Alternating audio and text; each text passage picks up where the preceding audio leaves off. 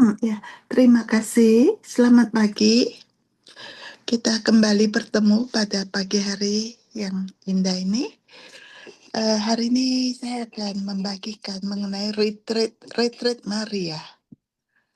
Bagaimana Maria juga seperti kita menjalani retreat dalam hidupnya.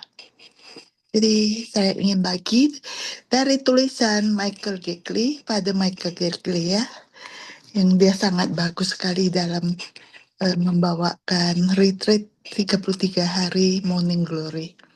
Ini salah satu bagian yang dia berikan. Selama retreat ini ya, Bunda Maria selama hidupnya juga menjalani semacam retreat dan jara iman.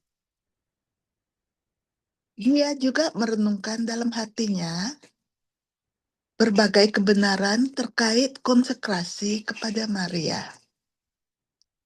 Bagaimanapun dia tidak langsung mengetahui panggilannya sebagai ibu rohani dan perantara. Seperti kita, Maria harus berjalan dengan iman sambil merenungkan dalam hatinya. Dia juga memerlukan waktu persiapan untuk peran istimewanya sebagai ibu dalam rahmat. Karena perantaraan keibuan Maria sangat penting untuk pemahaman yang tepat tentang konsekrasi kepada Maria, kita akan menghabiskan beberapa hari ke depan ini ya. Saya akan membagikan beberapa bagian dalam menelusuri retreatnya Bunda Maria kita.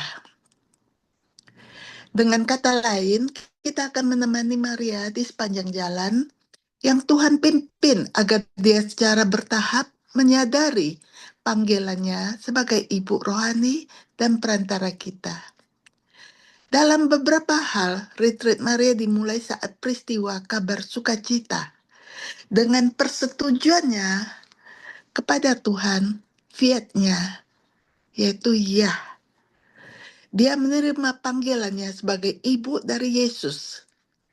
Tetapi apakah dia juga tahu bahwa dia menerima panggilan untuk menjadi ibu rohani bagi kita semua sebagai orang Kristen? Kita juga tidak tahu ya saat itu apa yang dia pikirkan. Yang kita tahu adalah bahwa misteri kabar sukacita itu memberi Maria sesuatu yang luar biasa untuk direnungkan. Sesuatu yang sangat terkait dengan konsekrasi dan penyerahan diri kepada Maria. Mari kita letakkan dengan cara ini.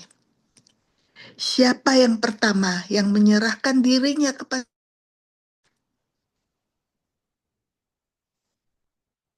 Coba kita pikirkan. Bukanlah Saint Louis de Montfort, melainkan Allah Bapa seperti yang dijelaskan oleh Santo Johannes. Karena harus diakui bahwa sebelum orang lain, Allah sendirilah Sang Bapa abadi yang menyerahkan dirinya kepada perawan dari Nazaret dengan memberikan putranya dalam misteri inkarnasi.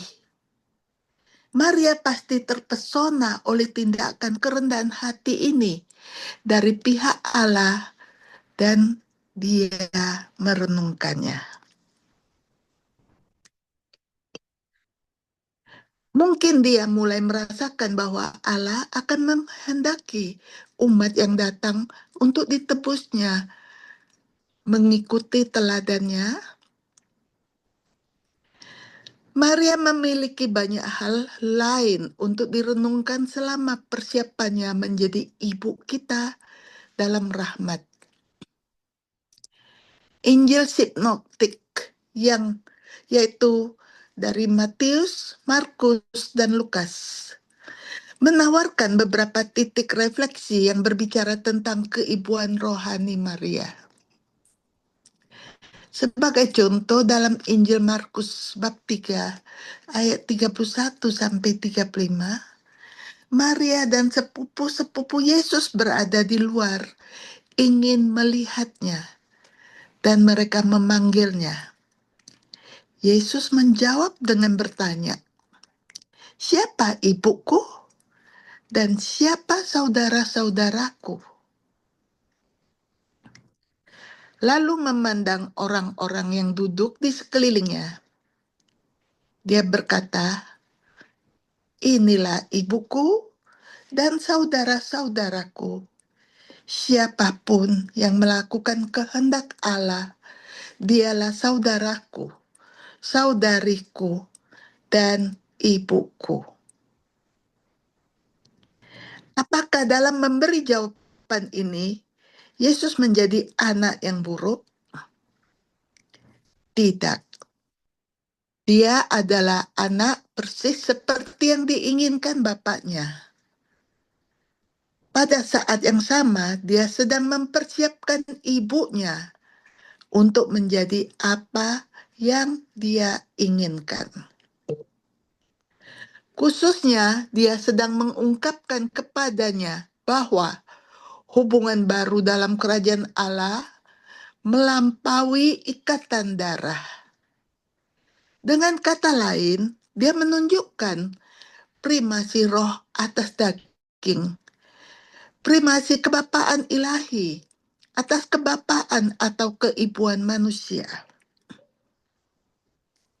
Sangat mungkin bahwa Maria segera memahami sebagian dari apa yang ingin Yesus ajarkan kepadanya. Bagaimanapun, selama bertahun-tahun, dia telah merenungkan dalam hatinya respon aneh Yesus yang lain yang dia berikan saat dia ditemukan di bait Allah setelah 3 hari pencarian penuh duka. "Tidakkah kamu tahu bahwa aku harus berada dalam urusan Bapakku?" Dari Injil Lukas bab 2 ayat 49. Selama pelayanan publiknya, Yesus benar-benar sibuk dengan urusan Bapaknya. Sekarang, bagian penting dari urusan ini melibatkan mempersiapkan ibunya untuk peran barunya dalam kerajaan Allah. Yesus tahu bahwa dalam dimensi kerajaan Allah dan dalam lingkup kebapaan Allah, keibuan Maria mengambil makna lain. Dalam kata-kata yang dikatakan Yesus dalam Markus yang kita baca tadi, dia menunjukkan pada makna ini. Siapapun yang melakukan kehendak Allah adalah saudaraku, saudariku, dan ibuku. Kita dapat yakin bahwa Maria merenungkannya dalam hati dan menyadari bahwa dengan kata-kata ini, Yesus tidak menolaknya, tetapi justru mempersiapkannya. Apakah kita bisa yakin bahwa Yesus tidak menolak Maria? Ya, tentu kita bisa. Bahkan jika kata-kata Yesus terdengar seolah-olah dia menolaknya, sebenarnya tidak. Sebagai contoh dalam Injil Lukas bab 11 ayat 27 dan 28. Seorang wanita dari kerumunan berseru kepada Yesus, "Diberkatilah rahim yang mengandungmu dan susu yang menyusuimu." Yesus menjawab, mirip dengan apa yang kita baca di Markus. "Lebih diberkatilah mereka yang mendengarkan firman Allah dan melakukannya." Pada awalnya, ini mungkin terdengar seperti teguran terhadap Maria, tetapi sebenarnya tidak. Lagi pula, siapa yang lebih mendengarkan firman Allah dan melakukannya dengan lebih baik daripada Maria. Tidak ada seorang pun. Dengan demikian, Yesus sebenarnya sedang memberkati ibunya seperti yang dia pasti sadari. Maria adalah seorang wanita yang sangat peka dan memperhatikan setiap kata dan tindakan Yesus.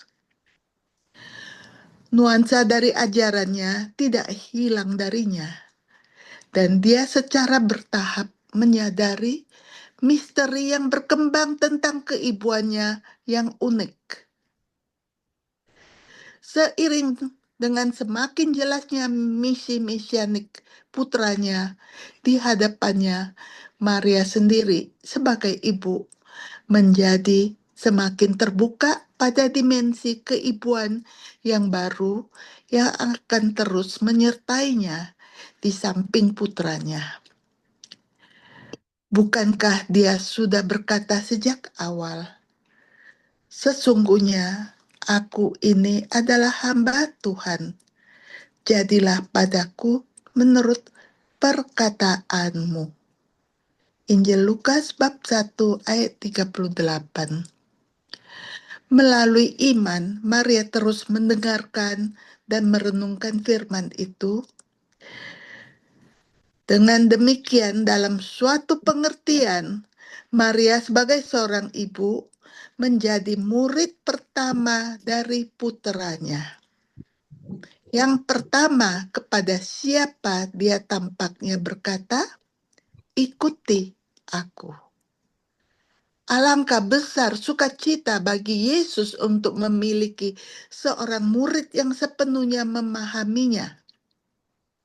Betapa besar penghiburan bagi hatinya untuk menemukan perhatian yang begitu mendalam terhadap firman Allah.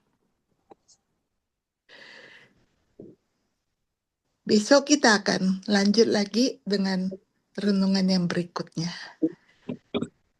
Hari ini kita selesai di sini, kita masuk dalam doa sebentar. Doa hari ini, datanglah Roh Kudus yang hidup dalam Maria. Bantu aku setia dalam doa, yang merenungkan dalam hati seperti yang dilakukan Maria. Kita tutup dengan doa, Salam Maria, penuh rahmat, Tuhan sertamu. Terpujilah engkau di antara wanita, dan terpujilah buah tubuhmu Yesus. Santa Maria, Bunda Allah, doakanlah kami yang berdosa ini, sekarang dan waktu kami mati. Amin.